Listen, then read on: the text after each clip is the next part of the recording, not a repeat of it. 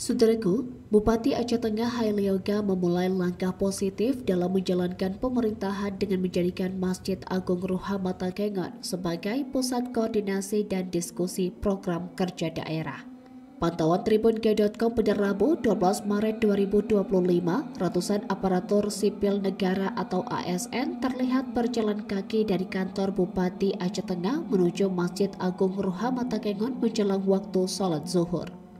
Tidak hanya para ASN dan pejabat daerah, masyarakat yang ingin bertemu dengan Bupati juga diarahkan ke Masjid Kebanggaan Masyarakat Gayo tersebut.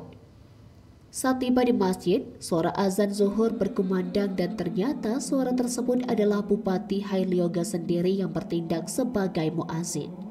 Setelah sholat, ia langsung melanjutkan aktivitas pemerintahan di ruang Badan Kemakmuran Masjid atau BKM Ruhamatakengon. Dalam kesempatan itu, pemimpin redaksi harian Serambi Indonesia, Zainal Arifin M. Nur, wakil pemimpin perusahaan Firdaus, serta rombongan dari tribungay.com juga hadir dan berbincang dengan Hailyoga di masjid tersebut.